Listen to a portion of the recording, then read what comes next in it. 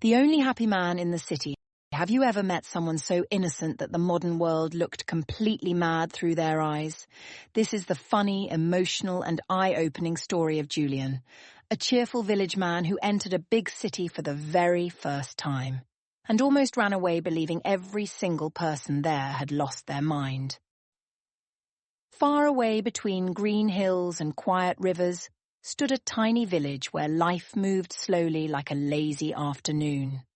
Birds sang every morning, cows walked peacefully through dusty roads, and everyone knew each other by name.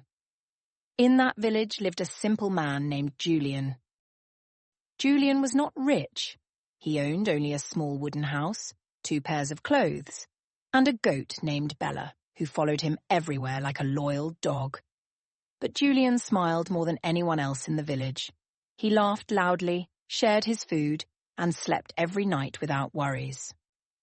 One by one, however, people started leaving the village. Some said the city had better jobs. Others said the city had giant buildings, shining lights, fast cars, and magical machines. Every month, another family packed their bags and disappeared. Soon the village became quieter than ever. The bakery closed. The market became empty. Even Julian's best friend Marcus left after saying, "You should come too someday. The city has everything." For many nights, Julian sat outside his little house, staring at the stars. If the city has everything, he wondered, why did Marcus look so tired when he left? Still, curiosity slowly grew inside him. Finally, one bright morning, Julian packed a small knapsack with bread, cheese, socks, and a picture of his parents. He hugged Bella the goat goodbye, locked his tiny house, wore his cleanest shirt, and began walking toward the city with excitement dancing in his eyes. After hours of travel, Julian finally saw the city. His mouth dropped open. Buildings touched the clouds. Loud horns screamed everywhere. Huge screens flashed bright advertisements. People rushed around so quickly that Julian wondered if the entire city was late for the same wedding. The moment he entered the city gates, 2 policemen stopped him. "Where are you going?" one officer asked suspiciously. "To look around," Julian answered with a smile. "Why are you smiling?" asked the second officer. "Because I'm happy." The 2 policemen looked at each other nervously. One officer whispered, "Nobody this poor smiles this much. He must be hiding something." They searched Julian's bag and found bread, socks, and a carrot for the journey. "Where is your money?" the officer demanded. "I only had enough for the bus ride," Julian replied happily. The policeman looked even more confused. Finally, after many strange questions, they let him go. As Julian walked away, he heard one policeman whisper, "Definitely suspicious. Keep an eye on that man." Julian scratched his head. "What a strange place," he muttered.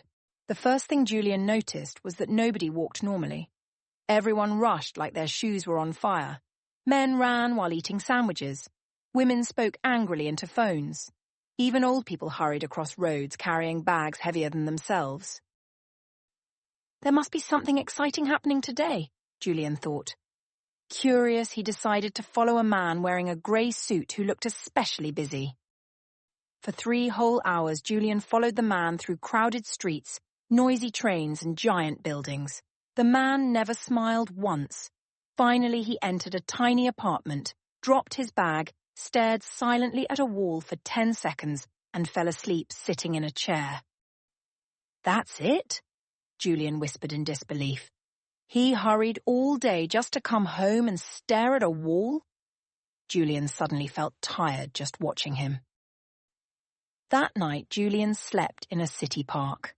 The ground was covered with plastic bottles, paper cups, and wrappers. Since all the trash bins were empty, Julian smiled proudly. "These city people are amazing," he said. "They must have invented paper flowers that grow from the ground." The next morning, his smile disappeared.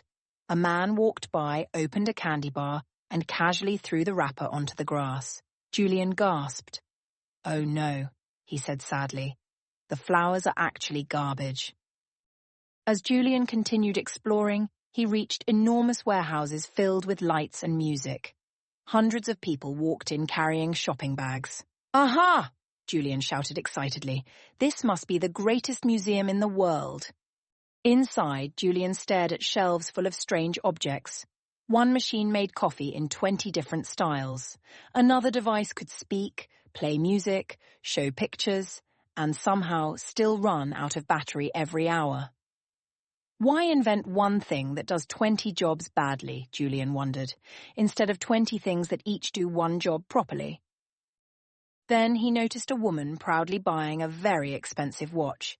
Julian smiled at her politely and asked, "Excuse me, does your watch show minutes?" The woman blinked. "No." "Seconds?" "No." "Then what does it show?" The woman lifted her wrist proudly. "The brand name." Julian nearly choked in confusion. A few minutes later, he saw another woman buying shoes with heels so high they looked like tiny ladders. "Can you run in those?" Julian asked. "Of course not," she replied. "Can you climb hills?" "No." "Can you walk comfortably?" The woman looked offended. "They are not for comfort, they are for fashion." Julian stared silently for several seconds before whispering, "City people truly are brave." Wanting to understand more, Julian followed the woman with the expensive watch. At first she looked proud and confident, but when she met her friends, one of them laughed.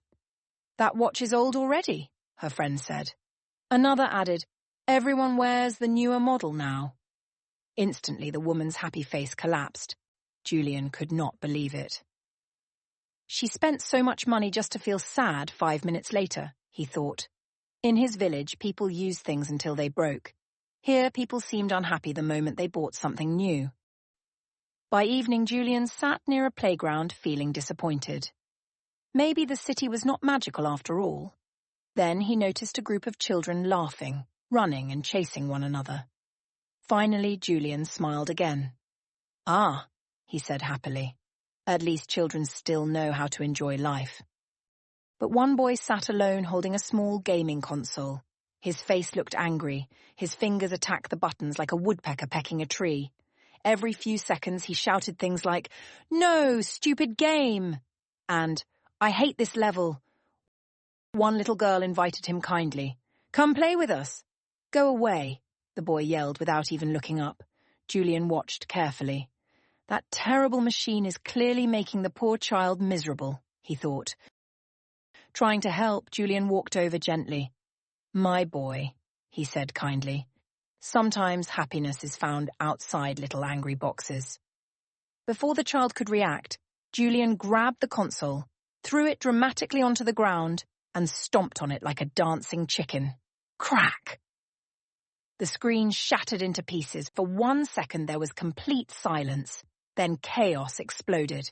"My game!" the boy screamed. "That cost hundreds!" shouted another child. Parents jumped from benches like superheroes. One woman dropped her coffee. A man began chasing Julian while still holding a hot dog. Even a tiny dog barked furiously at him. Julian ran faster than he had ever run in his life. "I freed the child from sadness," he shouted while escaping. "You destroyed his birthday gift," yelled an angry father. Julian raced through streets, jumped over puddles, dodged bicycles, and accidentally knocked over a man dressed as a giant pizza slice, advertising a restaurant. Hours later, Julian finally escaped onto the quiet road leading back to his village. Breathing heavily, he looked back at the shining city lights. Maybe I am the mad one, he thought at first.